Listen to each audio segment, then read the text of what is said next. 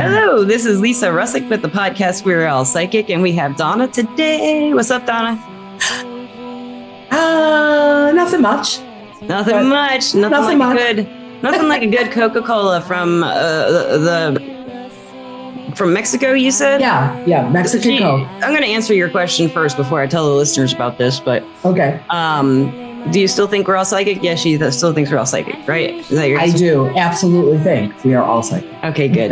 Well, listeners, she just told me this fascinating thing that in Mexico, the Coca-Cola is made with cane sugar, right? Just regular cane sugar. And she says it doesn't have the high fructose corn syrup. Right. No corn syrup. I can't wait to try it. Yeah. No corn syrup. No, I think they sometimes call it cane syrup. They don't use that. It's regular cane sugar in the recipe with the other stuff. That is just a silver lining in my day. Exactly. There's a silver lining. Speaking of listeners and watchers, this is a video podcast on Spotify. And Donna and I were going to talk about there's a lot of hard parts to working in the energy working field or just doing it.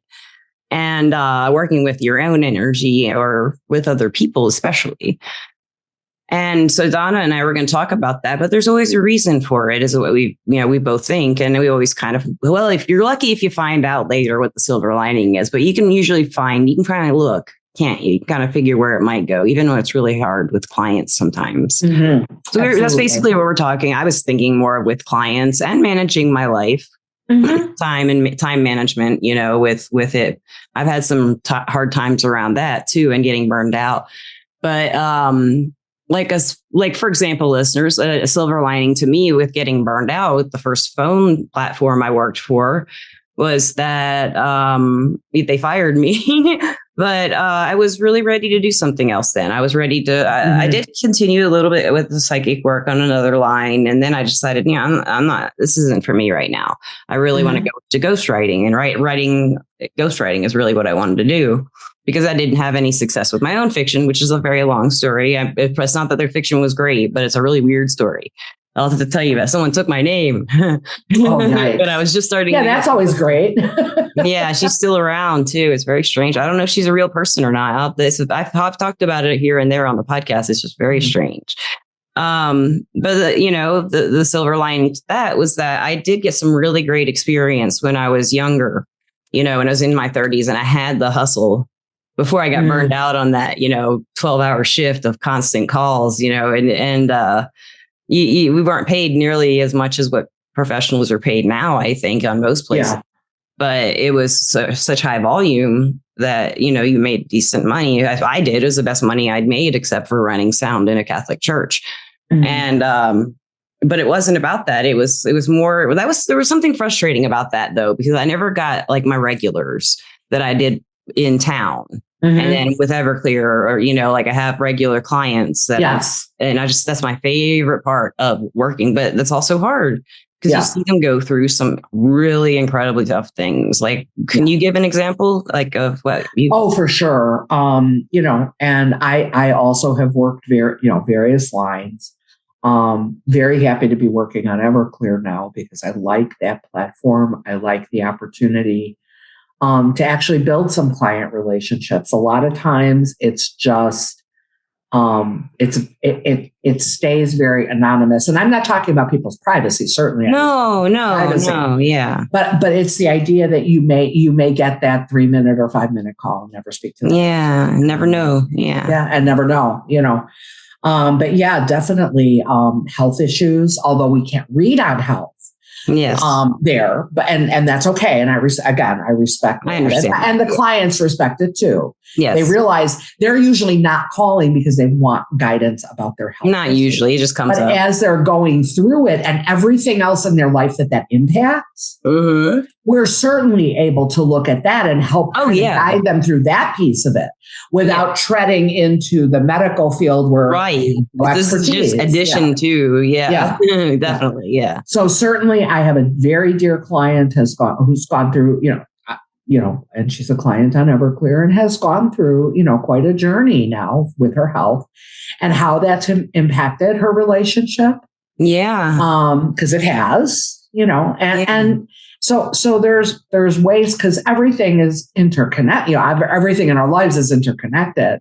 Yeah. And especially when you're facing a big challenge, I mean, yeah, there's going to be impact in your work. Oh yeah. I've lived that life, my health affecting all my relationships. Absolutely. Yeah. Absolutely. Yeah. And so it's hard.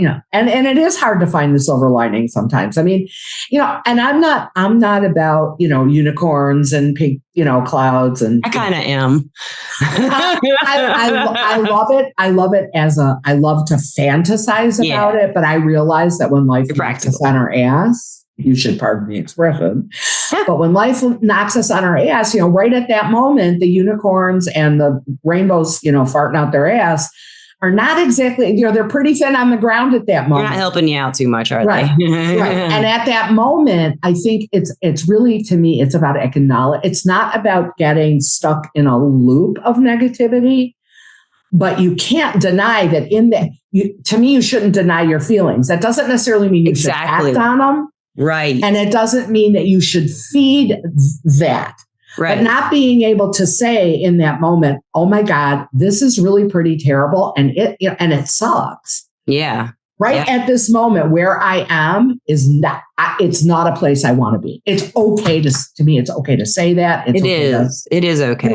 Express that, because only then, I think, are you able to expand your vision and get a different perspective. And to be listened to, and to have someone listen to you say that is just really hear it, Yes.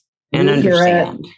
And understand it and offer compassion and comfort.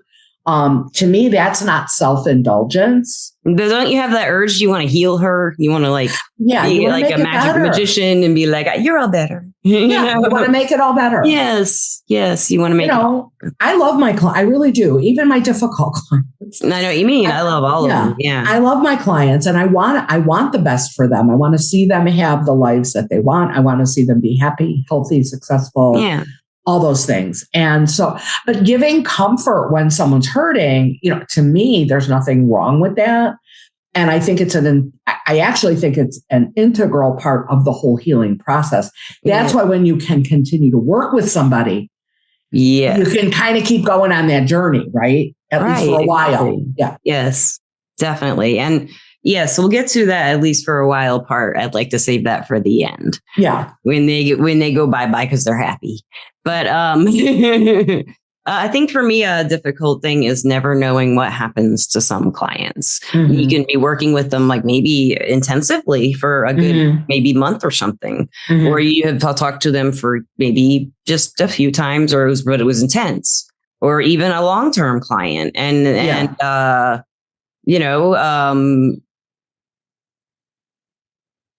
I find it like I get my own feelings kind of involved in what they want.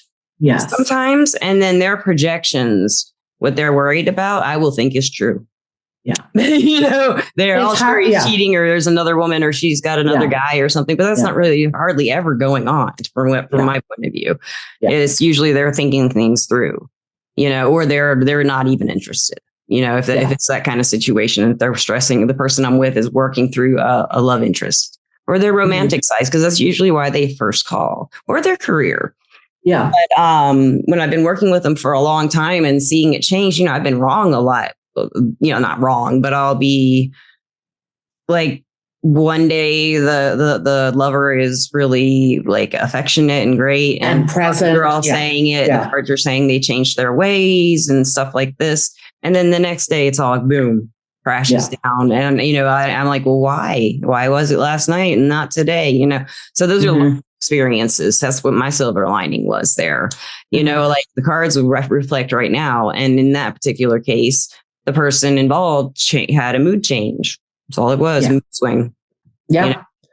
And often those things are very, I'll say, even if there's been a previous pattern of behavior, sometimes though, again, people's moods and feelings change in the moment, right? Yes. Because of whatever's, and often doesn't have anything to do with the other person. It really doesn't. It's usually their own insecurities. It's their own stuff. Yeah. And that's going to come up in a relationship. And one thing that I think is really valuable is helping someone understand I'm not going to say, oh, well, don't take it personally. I mean, if you're romantically involved with someone and you're in love with them and the whole thing, that's about as personal as it gets, right? Yeah. I mean, it's personal. Yeah. What I say is don't take it personally, but understand you are not the reason certain things happen or certain behaviors. Yes, exactly. That's a very good point. Yes. And so the silver lining there sometimes is for a person to step back, not that they should accept abuse, verbal, emotional, or any kind of abuse. No. But if someone's had is having a really like a bad hair day and they're snippy or they bark at them or they seem cold or they withdraw, that again, don't typical relationship stuff. Yeah. Yeah. Don't take that in and say, oh, it must be me and something must be wrong with me. Right. I'm the cause. It's hard to get through to some people that they really, because they were taught maybe when they were growing up, usually is what the cards or guides will tell me. To be seen and not heard or something like that. Or if they have an opinion, no, that's not your opinion. Don't talk about that, stuff like that. They were usually talked to that way. So they are attracted to people who talk to them that way because they think that's what love is. And again, some people, as I've watched, they're very, especially with like say a client I've been reading for a long time with a very troubled person a lover in their life, who has a lot of baggage from the past and stuff. That's like what they typically will attract because that's what they knew in their lives as love. People need them to take care of them. Right. And so that familiarity, as uncomfortable as it often is very familiar. Yes. And finally get the client to realize this is not your fault. Mm-hmm. Get that through. None of this is your fault. This person treating you in this way. Get it? Like actually make them realize. I can't make them realize. They realize themselves. Right. But until that time, it's hard. But that's the silver lining for me because they've always realized it in the end that they aren't at fault. That they either will work on the relationship or get out of it if it's not what they want. But that when they have that realization that they have power and what this person says to them sometimes isn't the truth about them. Right. And they'll admit their wrongs too. Sometimes, the way they'd react to this reaction, to that reaction, Mm-hmm. And the next thing you know, you've got people pinging off each other. Yes. And if it's habitually, and if it's in a spiral that's very negative, they need some way to kind of break that cycle. Break that cycle, yes. And often when I'm reading for people, what I have to tell them is, I'm not reading for your partner. Yeah. I mean, if I were, that would be a different story. But I'm reading for you, and I can tell you what's possible. I can give you insight into the other person, but I'm not reading for them. Yeah. I can't give them guidance. Right. And that may not even be guidance that they would know what to do with or know how to apply or whatever. Yeah. So I can only focus on you, meaning the client. Right. Client. Give them practical. Stuff they can do or not do, as the advice may be. Yeah. It's really cool though when they do take my advice or something like that and it works out the way I said it would or something. Yes. That's always a big thing. It's a great feeling. That's a great feeling. And a lot of times my guides will give me dates and sometimes I don't know if anything is going to happen. And I love it when I get the validation. I know you never know. Most of the time, I never know. When Morgana gives me a date to tell a client, I'll never know if anything happened. But if it's every once in a while, a client will let me know if something happened. And I'm just like, oh, that's so cool. I can't get names, but I can get that from Morgana, Yeah. Names and initials do not come very often to me at all. Once in a great, great while. Yeah. Often people will say, well, especially if they're maybe looking to meet somebody, right? Right. I won't, I do see sometimes, but it's rare for me to see another person's physical characteristics. Again, it comes through sometimes. Right. For me, it's an energetic thing as opposed to an appearance thing. Yeah. But I am actually but I get a lot of time. I actually do get timing pretty frequently. As we work on things, we get better. I've been practicing with names and I'm starting to get closer. Yeah. Yeah. Some of them that's not my dad's name, but that's my grandfather's name or something like that. Yeah. And I'm definitely open. I'm open to whatever information comes in whatever form it comes. Yeah. But a lot of times people are like, well, can you They put a lot of weight on the name. Yeah. Yeah. Some do.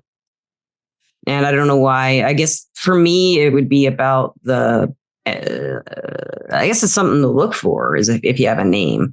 But to me, I just can't get names. I feel like we all have like maybe one great name of our soul, and other than that, we just kind of incarnate into whatever names we choose or are given, whatever, Well, and the thing is, even if I were to get a name and I were to tell the person, okay, whatever the person's name is Joe. Whatever. That doesn't mean that the next Joe they meet is that Joe. Right. That's not, exactly. It might be somebody named Joe, but it might not be the Joe. Right. And another thing, oh my gosh, so many, I would say this is mainly the female clients who do this. Mm-hmm. And I feel so bad. They're like, there's just no men anywhere. And I'm looking at the cards and there's a man here, there's a man there, there's a man there, there's a man there.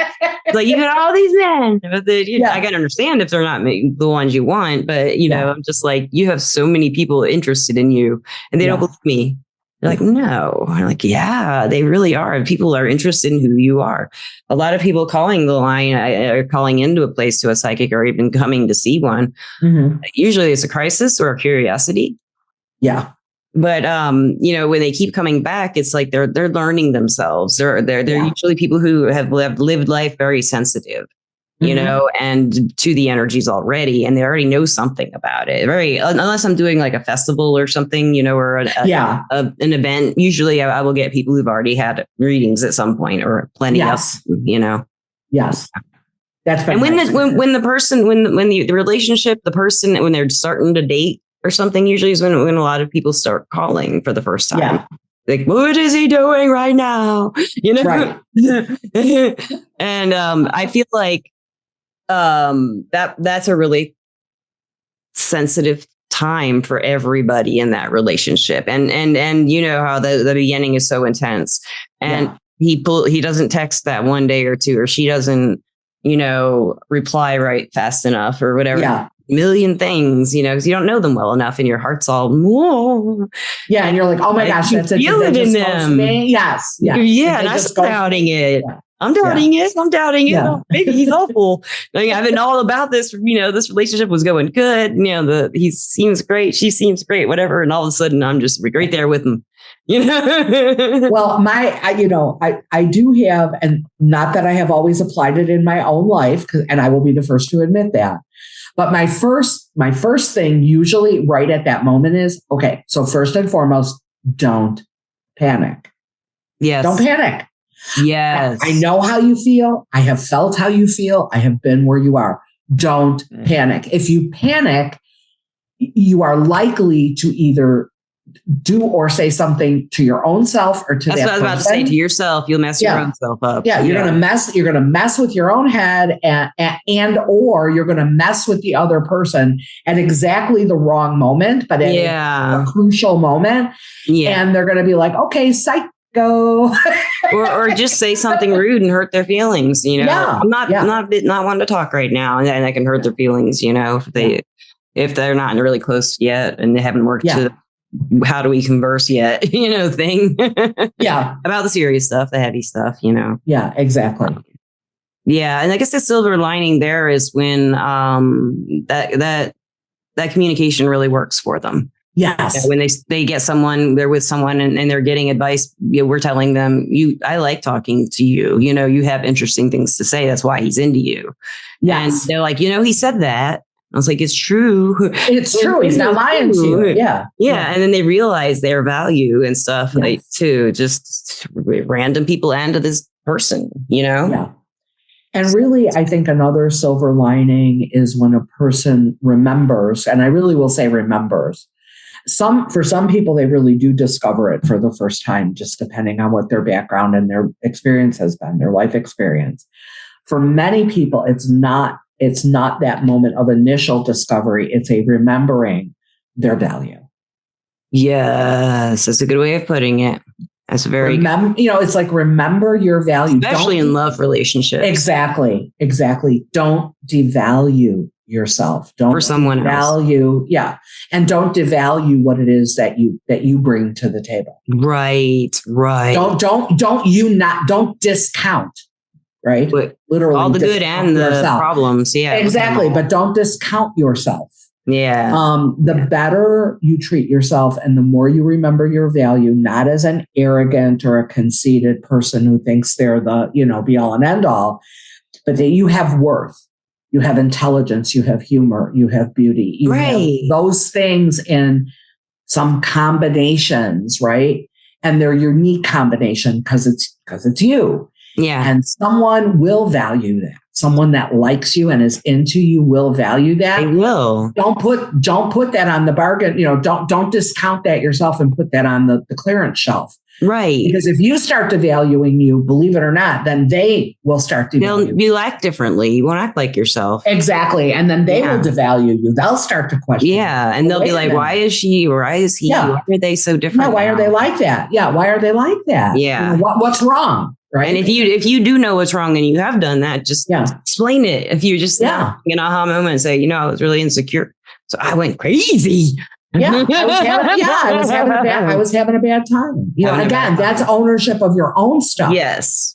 So you're not freaking the other person out and making them think it's them. Right. Exactly. And and depending on where you are, you might not be ready to go into deep detail, but just say, hey, look, I was having an off day, and my head was west and the rest of me was east. And what the heck, what's going on? Yeah. Oh yeah, that's definitely a silver lining. Yeah, it is. Yes. Oh my gosh. I would say, I guess, kind of like wrapping it up. So I have an interview pretty soon. So I gotta make this one a little shorter than usual, I think. But as I was telling you, one of the hardest things for me is when I've been with a client for a really long time and they're better and they go, they don't need me anymore. And luckily some of them stayed friends and I become local clients became friends. So I do stuff, And but on the lines, there's such a physical distance, and and the company keeps us distance from knowing these people in person or otherwise. Yeah, personal details or personal contact information we don't. Yes, and so I just always want to know. Some people I've just always wondered what happened. Yeah, and I guess the silver lining is that it doesn't matter because at the time they got what they needed. Exactly. Probably, I like to think it kept helping them. Yeah. And whatever they took forward with them to whatever they went on to next, even if I don't know what that is. Yes, I know. I know. Then definitely my thought is if they got what they needed when they needed it, and that was our connection, and that was the extent of our connection, I can be at peace with that.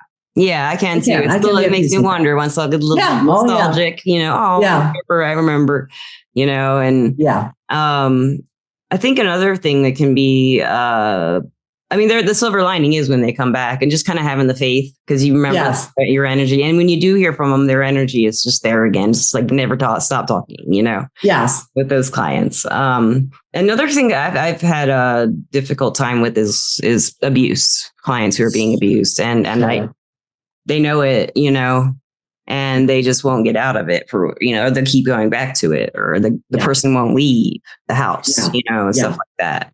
And especially in the South, women just don't speak out against that stuff because it's so common, unfortunately, That's true. And it's just how people are treated, women and men, some men are, that's why women here too. People are just very fast to, to use physical violence against, or even emotional violence against in this area, because I don't know if it's like that everywhere. I mean, it didn't seem like that when I lived out west. Mm-hmm. It didn't seem like that in New England, but here it's aggression is like, we have no gun laws, basically. You can just go to a McDonald's with a gun on your hip, anyone without registration. I think that's how it is in Alabama now. It's just crazy. But it's just protecting your rights is taken into an aggression of protecting your rights. Right. And aggression is not okay. Your rights end where someone else's begin, and someone else's someone else's right to safety and to feeling unthreatened Yes. is their right. And as soon as you cross that line, your rights, you've overstepped your boundaries. Yeah. And I mean, the silver lining is they almost always end up leaving them. And sometimes they go back and sometimes they leave them again. Yeah. But it's always, it's really hard to see these people that I find so beautiful. And they've even, as clients, they help me every time, in some way or another. They raise my energy up because I have to raise it to work with them for a reading. Yes. Or they write me up, look at the cards real quick, and it does perk me up, it gets the energy flowing and stuff. So I even though and to detach from that, I had to learn to detach from the energy of the situation. This is not my situation. All I'm doing is helping what I can. And I've had to put boundaries down before. Look, I can't listen to this anymore. Yeah. Not like that, but you are being abused. I am not a counselor. This is like something for the police, and right. There's other. You're not listening available. To me, You're not getting the help you need. You have to find someone else because I can't hear it. I can't watch you be abused anymore. Exactly. I have to protect myself in some cases, Yeah, because you can't buy into the magical thinking that somehow if a psychic or a reader tells you a certain thing can work a certain way, it still is not a magic wand, right? No, that person has been abused and they carry that with that person constantly, the victim constantly in the past. So maybe it just carries forward. I don't know. Yeah. But maybe not. I mean, some people can get through that stuff, but I haven't known anyone who has, so. But and I have definitely encouraged people, look, there's various types of support out there, probably better than what I can offer you. Not that I don't care. Right. And not that I don't want to help. I'll listen and talk with you. But there are other people's help that you need that isn't the kind of help I can give. Yes. Start building that support network so you can get what you need that will really help you change your situation. Right. Exactly. And that's been, and one thing, but when they do change their situation, when they do find that person or they leave that person and they have their own time and their own space with their kids or whatever, and they realize that this is better, they realize it's better, and they stay there, that makes me really feel better, when they do the getaway and they realize that they didn't deserve that ever, never. Right. It wasn't okay. Yeah. Nothing could have never their fault. Right. To have that extreme. But I don't know. What else can you think of that might be well, I don't know. If this isn't a good time, we can wait, but we can do what I think of as my silver lining story. The Zen story. It's pretty quick. Yeah. Go for it. I'm going to actually read it rather than just try to tell it. So there once was an old Zen farmer. Every day, the farmer used his horse to help work his fields and keep his farm healthy. But one day, the horse ran away. All the villagers came by and said, "We're so sorry to hear this. This is such bad luck." But the farmer responded, "Bad luck, good luck. Who knows?" The villagers were confused, but they decided to just ignore him. A few weeks went by, and then one afternoon, while the farmer was working outside, he looked up and saw his horse running toward him, but the horse wasn't alone. The horse was returning to him with a whole herd of horses. So now the farmer had 10 horses to help him work his fields. All the villagers came by to congratulate the farmer and said, "Wow, this is such good luck." The farmer responded, "Good luck, bad luck, who knows?" A few weeks later, farmer's son came over to help. He visited him and to help his father work the farm. So while trying to tame one of the horses, the farmer's son fell and broke his leg. Here come the villagers. They're commiserating with him. They're saying, "Oh, this is so awful. This is such bad luck." And just as he did the other times, the farmer responded, "Bad luck, good luck, who knows?" A month later, the farmer's son was still recovering. His leg was still healing. He wasn't able to walk or do any manual labor to help his father around the farm. An army regiment came marching through town, and they conscripted every able-bodied young man to join them to go fight in a war. And when the regiment came to the farmer's house, they saw this young man with his broken leg, and they just kept on marching. He's no good, right? We can't take him with us. all the villagers once again gathered around and said, "This is amazing. This is such good luck. You're so fortunate." And by now, of course, you know what the farmer's response was. Good luck, bad luck. Good luck. Who knows? Who knows? That's how changeable life is. It's so true. That is a great attitude. Yeah. Because you never know where it's going to lead. It may seem bad. We should. We're psychics, but we don't. Well, we don't. Not for ourselves. There, we're like, well, not for ourselves. I'm not good with possibilities. Possibilities. But yeah, so there's, again, there's a lot of things. And, to me, I think I'm actually a practicing Buddhist. I'm not always a very good Buddhist. Buddhist. I do my best because sometimes compassion, and I am a very, very compassionate person. You are, yeah. But if somebody really is kicking me around, it's pretty hard for me to muster up the compassion that says, they're coming from they're coming from a lower, if you want to say, a lower life condition. Yeah. They're coming from a different place that isn't my place. Yeah. And rather than judge it, to just observe it and understand that they're coming from a different place. Right. I have a pretty bad temper, and my temper is not compassionate and not Buddhist. It's very, I would like to, do bad things and say bad things. Yeah. It's like the father in A Christmas Story when he's heating the heater in the basement. He's cursing There's up a yeah. So I realize I realize my shortcomings. I know what I need to work on, but yeah, a lot of things. And this is something that through my years of practice, I have learned. We're human and we like control. Yes. I don't mean control of other people. We like to feel like we're in the driver's seat, right? Right. And all of us, because of our ego, because we all have one, says, I want what I want, when I want it, the way I want it. And if it's not working out that way, life is not good. I mean, we may not be flipping out. We may not be flipping out or anything, but we are not content. Yeah, we're not content. Yeah. We are not happy or content with the situation. Right. So for me, the idea that,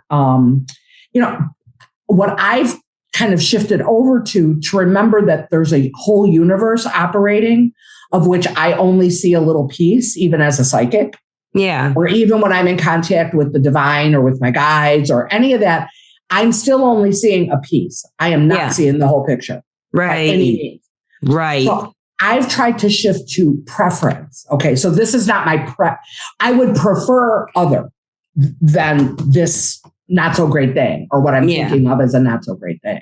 Yeah. Just because something isn't our preference doesn't mean that it's not the best thing or the right thing for that moment in time. Not forever. Very well said. Yes. Yeah. But for that moment in time, no, I would not. I would prefer to do other or have other to deal with than this thing that's on my plate. Yeah. But that's okay. And it's only for now.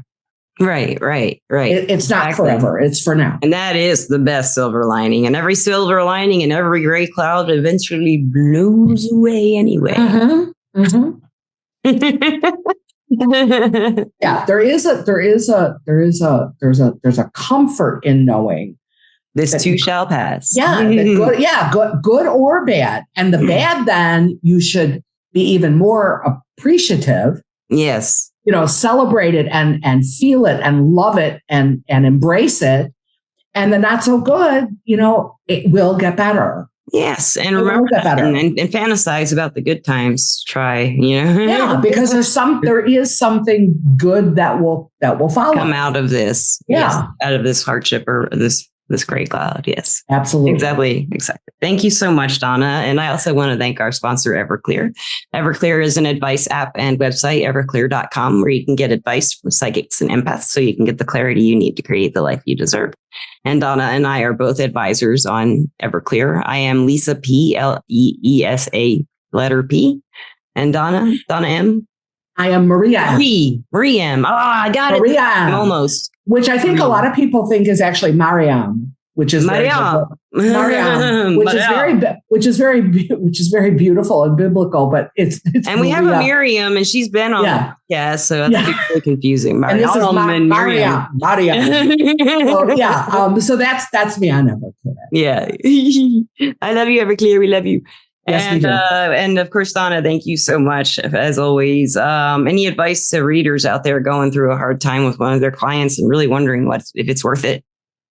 Take really, really good care of yourself first. It's kind of like the old thing of, when they tell you, like in the airplane, right? If there's a crisis, put your own mask on first. Right. That is not selfish. That is survival. If you're not breathing, you're not going to help anybody else. You are not going to be able to help anybody else. So take good care of yourself.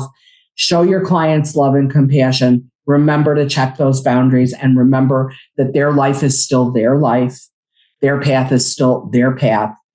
You are doing what you can to help, but you can't live it for them. You can't walk it for them. With luck, you'll walk a ways with them and they will get the benefit of that. Yes, exactly. I love that. It's beautiful. Beautiful advice. And thank you. And thank you. I always love coming on with you. We always have a great conversation. I know. And it doesn't always have to be a tarot talk anymore. We kind of go into all whatever. We can do it. It's totally love it. Love it. Because you go there with me down all the rabbit holes. Like this conversation, very awesome to me. Because I was thinking about it for a while and I was like, man, I want to do the podcast about that. How do you talk about it, without, this is, without sounding like ungrateful or something, or being like I'm the worst psychic ever. No, it's just, but it's a challenge. It's a hard job. Right. Because we're very, even if that call is a 3-minute call, there is a connection there. There is. Very. And for whatever that is in that time period, short, long, in between, whatever, ongoing, not ongoing, we've made a connection with somebody on a really deep energetic level. Yeah. And we have to be mindful of how important that is, that connection. Right. Okay. And keeping it both, healthy and constructive and productive for us and hopefully for the client too. Hopefully. Yeah. You can't force them to have a reaction, but if your energy is gentle and loving and kind towards them, that's the best you can, that's all you can do. That's great advice that you gave too.